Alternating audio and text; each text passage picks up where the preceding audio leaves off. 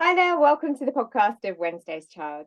You're here with your hosts, Sarah Ledger and Debbie Watson. We're back, duo, partners in crime, to talk about all things eating disorders. I know it's been a bit of a while. We've had various guests on the show, but I know we always get amazing feedback when Sarah and I sit and chew your ear off about eating disorders for half an hour. So we're back. Hi, Sarah, how are you doing? Hi, Debbie. Yeah, I'm not bad, thank you. I'm just like you, sat here on a Sunday morning, just ready to chew the fat, really. Which is perfect, isn't it, for what is quite a chilly Sunday morning? It must be even colder up north where you are, is it not? Yeah, it's cold, and I foolishly said I might take the dogs to the beach this morning. Oh my So, goodness. yeah, so I might need to get four hats. Well, that whole set you bought me for Christmas, my hat, my scarf, my gloves. I might have to get Uh, all three of those out this morning. oh, bless you. Do you know what? You're going to have to share on your social feeds the beautiful picture of Meg from your latest dog walk with the flipping great branch. With a big, yeah, it was a half a Sarah tree. had, Sarah, so I've recently been to visit Sarah and gone on a dog walk with her somewhat Larry little dog, Meg, who likes to pick up what we might term as a stick if it wasn't for the fact that it looks more like a 5 foot branch off an oak tree. And she's tiny. Oh, she is a nutcase. She keeps me on my toes though, which is what you need, don't you? Amazing. Well, right on cue there, talking about keeping people on their toes.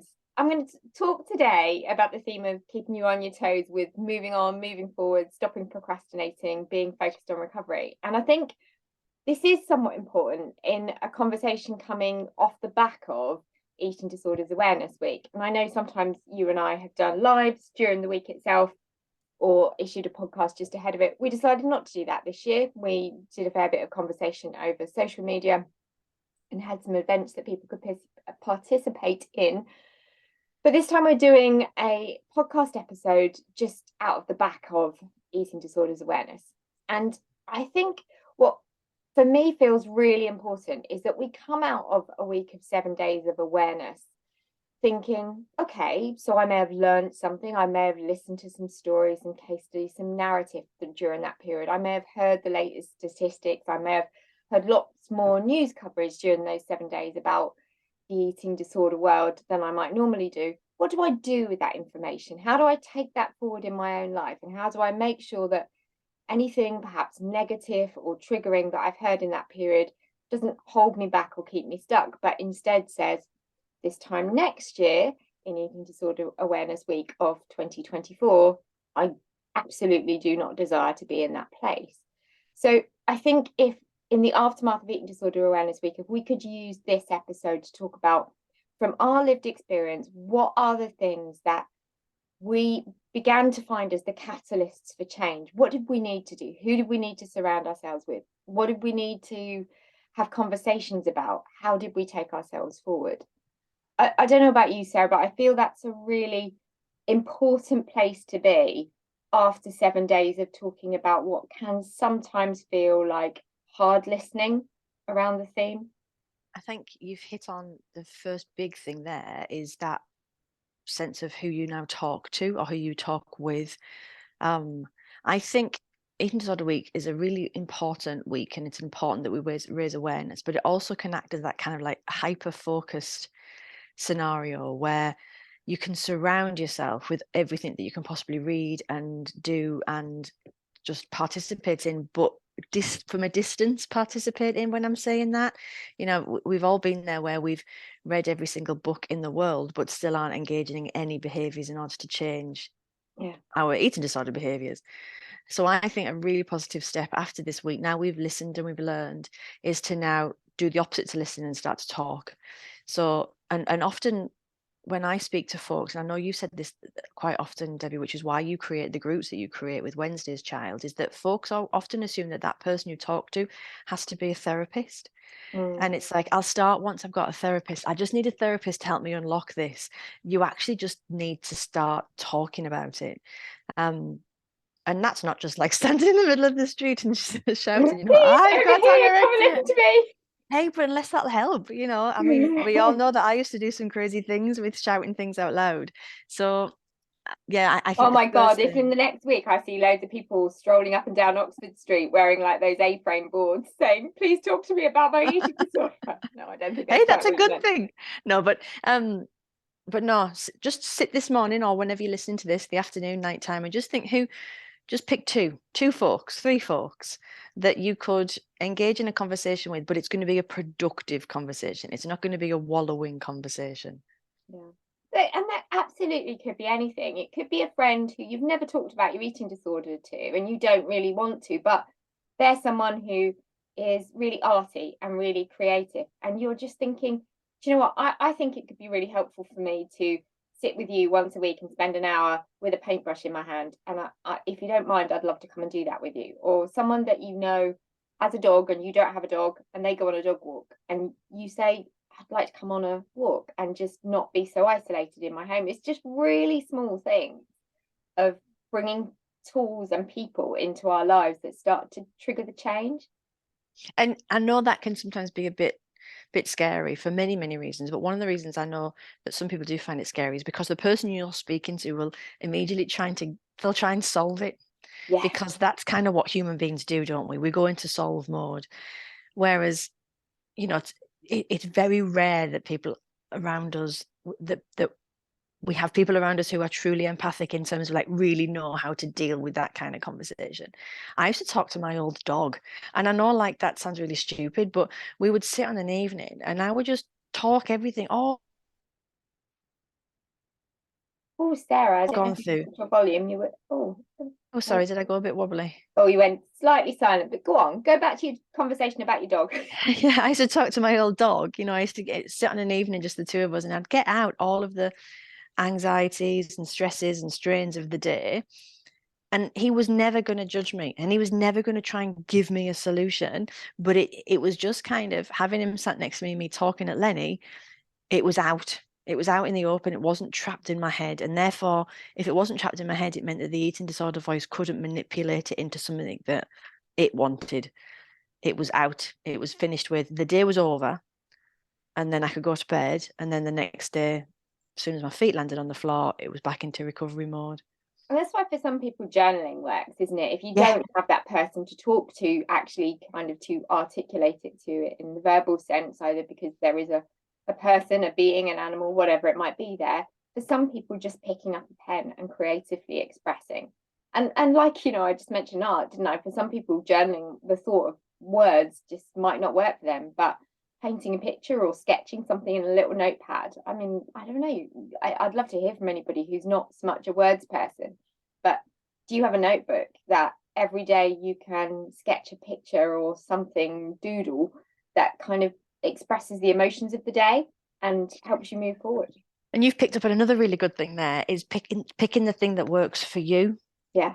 Because like you hear, and we hear quite often of folks being told that this therapeutic path or this activity is going to be what's good for them, and that's going to be the thing that's going to get them out of their current fog. I remember I went to a handful of art therapy classes. Oh my word, Debbie, I hated it. It was just awful. But in that room were people that had been there frequently, and it was their one time of the week that they just adored, and it was their time of the week that they just got whatever it was they got out, and it manifested itself on the paper. I just don't have that kind of creative bone in my body, so it caused me more hassle. But I don't know whether it's because I was older or what, but I then had the ability in my head to go up to the art therapist and just say, this isn't for me, can I try something different? And I and think I that's and an I think that is important. absolutely true, isn't it? It is in the same way that I often get asked, like, can you recommend, this kind of therapy or tell me which one worked for you? I'm always a little bit nervous about that because we are all so individual. We come at our eating disorder experience at a different age and stage. You and I was university age, you were an adult wife and mother. That's completely different. By that point, you've learned different skills, you've got different priorities, you've got different time available to you. So the things I needed at my age to what you need now are extremely different. And I think we just all have to be careful of following what is right for us as the individual in recovery rather than overly getting overly convinced that it must be the same path that somebody else has followed, because if we're not careful, then that can expose us to that fear of failure, and well, there we go then, I'll never Yeah. get well, Yeah. because, oh well, if so and so says the only thing that got them better was art therapy, and I know I can't do art therapy, well, that says I'm, going to live a life of anorexia. But I mean, I funnily enough, I noticed the pictures you shared yesterday on your feed, and you were doing some things in the garden. I mean, Yeah. it could be like that, couldn't it? Somebody who is, there's no way they're going to express themselves through words on a page or through picking up a paintbrush. But actually, if you got them involved in an outdoor kind of pursuit of some kind, and I know we've got voluntary sector organisations and charities around here that are all about greener space initiatives, and they are about kind of gardening or building or woodland based activities. And for a lot of people, that kind of thing would be massively more useful than trying to push yourself into that like little square hole that's just never going to fit for you. And there's something to be said, isn't there, about that distraction as well, I think. It is a very stressful environment being in therapy. Um, and there's a lot of we know there's a lot of competition in the eating disorder, and therefore sometimes you can sit in group therapy in particular, and as you're getting weller, be thinking, you're fibbing. So there's people in this room that are fibbing because I've seen you do this and I've Yeah. seen you do that, and that can be really, really challenging. But again, it's having the strength to kind of admit when things are challenging, but then also have the strength with yourself to admit when things are working, because that's a trap, because we've all shouted at the nurse who actually is the one that's really touched a nerve with the eating disorder voice. So that's the nurse or the care worker or the nutritionist or the therapist or whatever that's actually making your eating disorder shit themselves. So they're actually helping you get better. But the eating disorder is so strong that it starts to shout at the person, doesn't it? And Yeah. it's being curious about what those reactions are and making sure that you actually, the person that might be feeling like they're being a little bit too strong with you is often the one that is exactly the thing that you The need. one you need. It is, yeah, absolutely. And that, I don't know what that's making you think of, but it certainly chimes with where we've shared some conversations where we've had people say that, oh, perhaps this therapist isn't right for them. And is that really true? Or is it because that therapist has hit a nerve or started to open up things that they weren't ready to deal with or challenge some of that thinking? And everything that we try and overcome in life takes hard work, doesn't it? And takes some Yeah. difficult conversations, and some of the hardest conversations we have with our loved ones are when we're having to be brutally truthful to ourselves. We all want to, if you've got a kind of good cop, bad cop relationship in kind of say like parents, it's always very easy to lean towards that one parent that feels thoroughly compassionate and empathetic and never challenges you over the fact that you're reaching for another Diet Coke in the fridge, because the other parent is the one being more bullish, but actually Yeah. is the other one demanding that you try and challenge your behaviors. And you have to kind of question, does that make that person wrong? Or is that about you needing to face where you are? And that with that is coupled with, if you find that person or those people, it's then at some stage in your recovery, you're probably going to have to hand your recovery over to them, and that is fine. At some point in your recovery, you do need to take ownership of it and start doing the doing Yeah. independently, especially when you're an adult, because that's the adult world. But you literally can say, mum, dad, husband, auntie, whatever, you can see I'm not doing this very well by myself. What can you do to help me out? What actual practical things can you do? So like whether it's you then commit that sorry, it's whether you then commit that every Thursday at 6 o'clock you're going to go to Auntie Margaret's and she's going to make you tea. Whether it's that every Sunday morning you're going to go and see your best friend and you're going to have brunch together, because that's going to stop you putting your trainers on. And it's about then Yeah. shifting that commitment to the person rather than the activity, because we're a lot less likely to let someone else down than we are to let an action or an activity down, I always think. Yeah. If you wanted to be really practical about it, there's something to be said for a little exercise which anybody could do, is effectively creating yourself a kind of tribe table.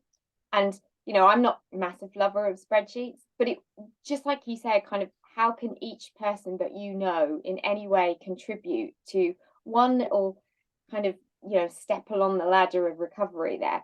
In that table, is it Auntie Margaret that, twice a week you're going to go and have a meal with them? Is it your friend Meg who's best placed to take you on a supermarket shopping trip because she can deal with that, and then she'll take you for a coffee and talk about her latest boyfriend disaster? And is it, that art therapist that you really think you want to pick up on? Have a look at who is it you're going to reach out to, what kind of solutions and support can they provide you with? And if you're by yourself, which I know many folks are, they're not fortunate enough to be like me and have family around them, then that's the best place to then to be looking for befriending.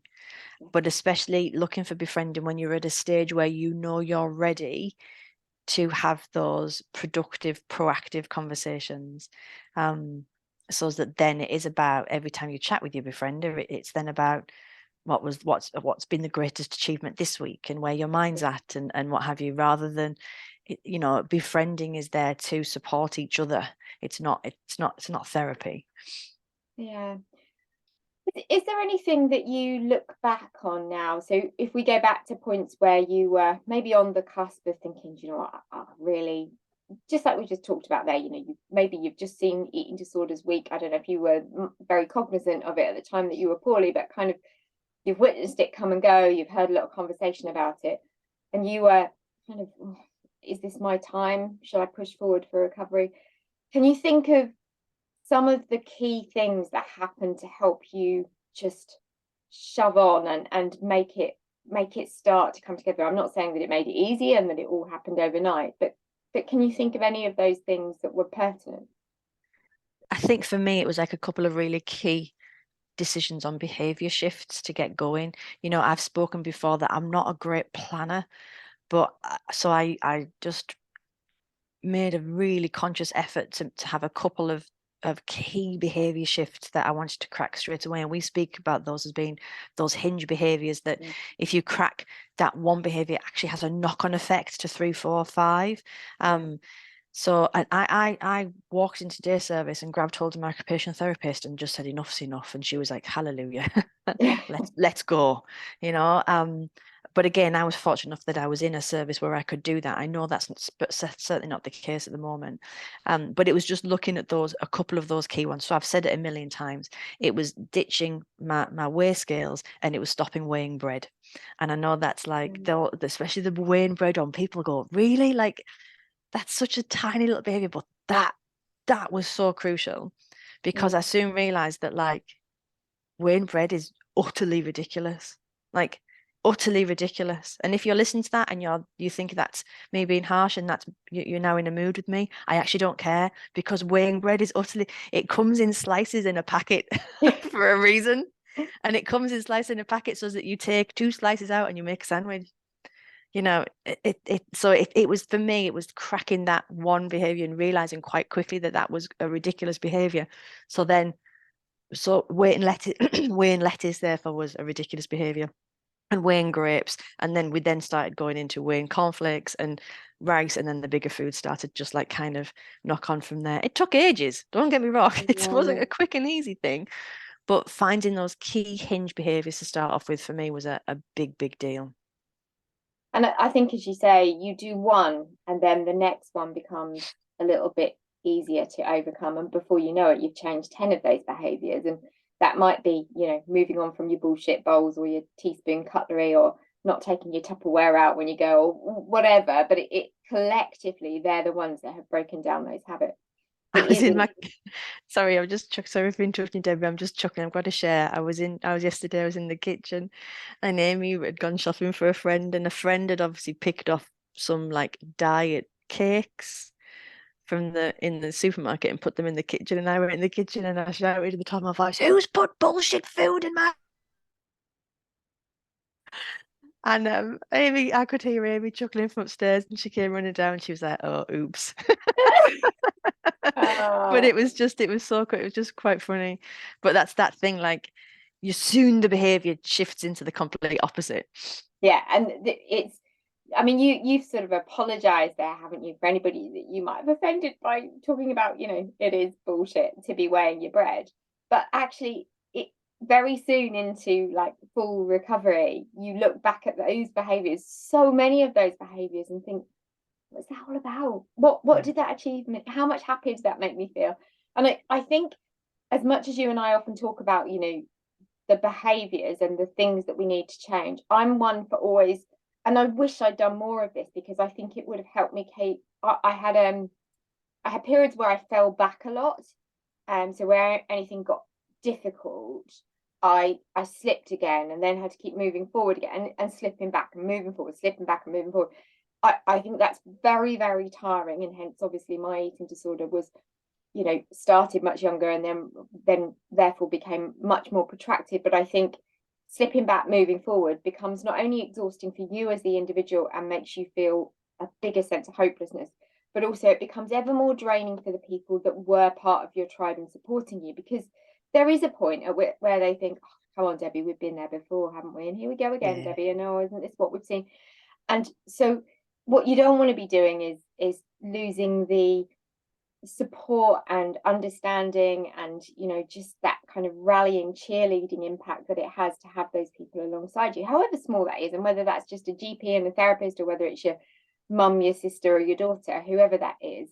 But I think what really helped me to sort of flip from going backwards and forwards was evaluating.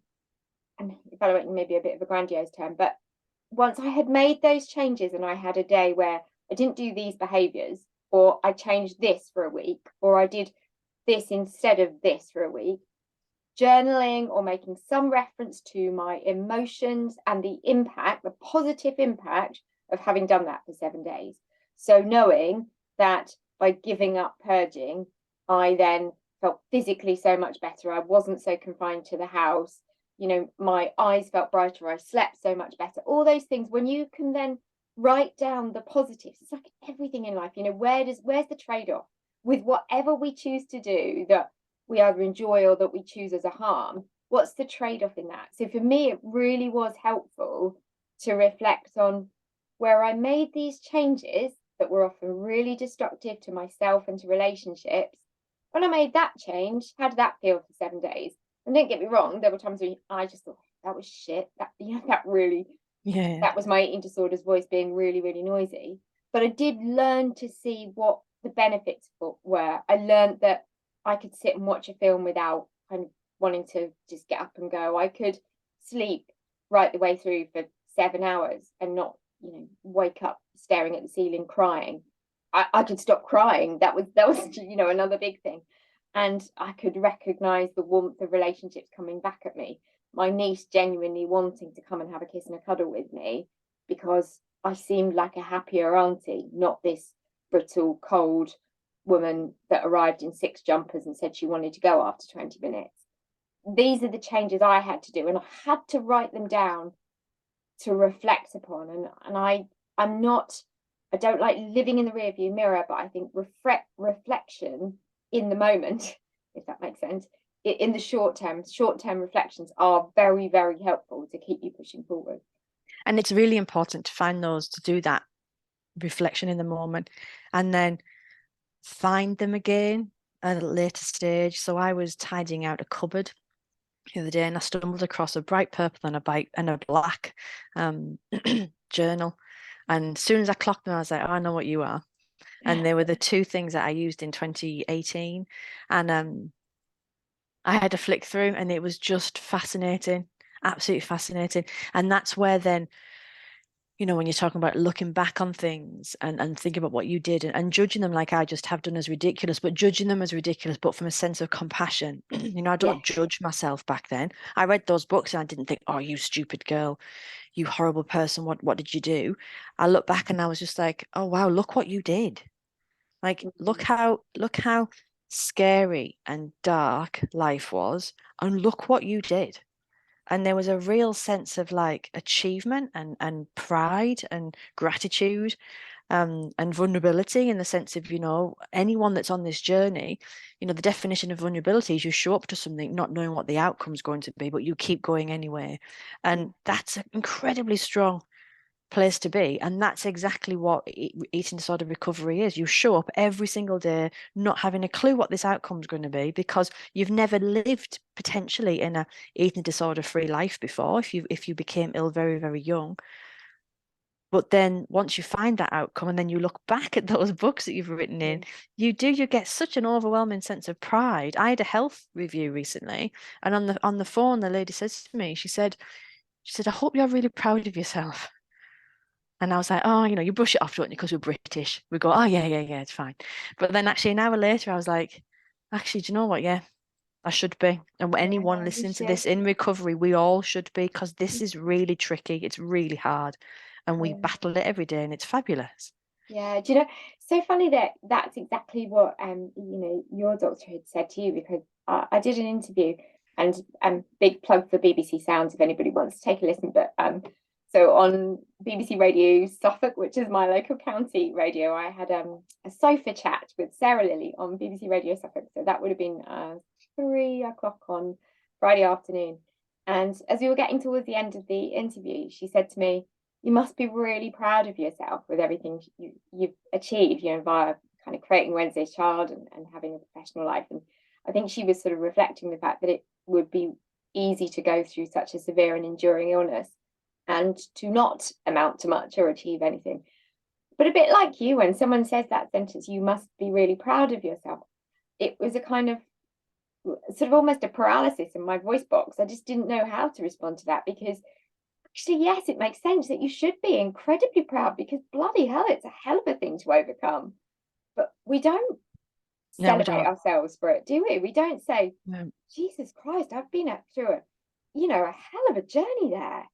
And maybe that's what we should all do, even in the recovery period. If that means we have now managed to get ourselves a job, we have now managed to stop being the person that gets up at 3 in the morning and go for a walk. We have now managed to form a relationship with someone. We have now managed to start going out to eat with people or cooking for ourselves. These are massive things. And self-celebration and congratulation are a vital part of recovery. I couldn't agree more. We work harder at this than we would any degree or professional qualification. But it's something about, because it's for us and it's not for an external purpose, we sort of don't give it the celebration and the praise that it's worthy of. Anybody in recovery that gets up every single day and goes, I'm recovering again today, needs a massive round of applause and a huge cuddle, and should be winning all the gold medals.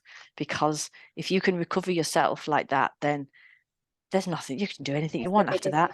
You can do anything you want. So true. Well, I think we've covered a huge amount in this episode, and I hope it feels like a perfectly fitting one on the back of, just coming out of the last 7 days of discussion in Eating Disorders Awareness Week. I just want to end on a bit of a reflection, because this kind of sentence really means something to me and just reminds me why it's always important to keep pushing on forward. And I want to pay tribute to one of our therapists in saying this recently, and I know it's her narrative that's helping so many people. And Isabel Lemming reminded me of this the other day, and she said about always thinking about the person you want to be. In every action, every thought, think about the person you want to be. Think for every one of you listening to this, and for every parent or carer or partner that's helping someone and trying to think, what can I say? How can I make that conversation helpful today in that person's recovery? I would think about that sentence.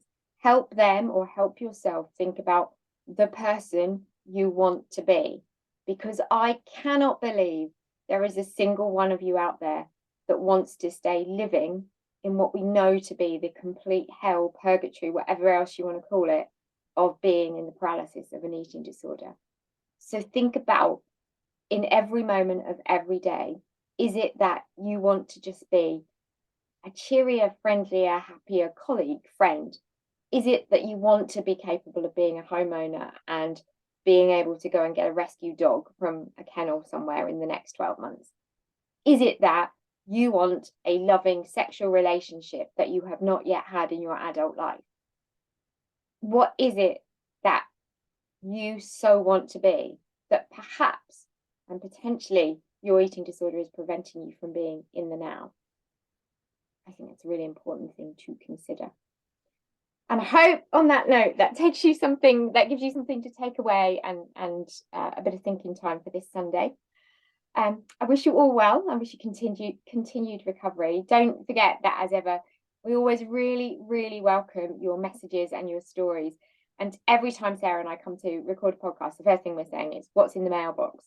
So if you've listened to this and thought, I'd really like them to mention this, talk about this, you don't have to give your name, you don't have to say who you are, but if there's something you'd like us to chat about in the way that we've had our latest 30-minute ramble, then please get in touch. It's hello@wednesdayschild.co.uk. Thank you again, Sarah. Thanks. Nice to see you. Nice to see you too. And that's it from the Wednesday's Child podcast. Take care, stay recovery focused, and we'll see you again very, very soon.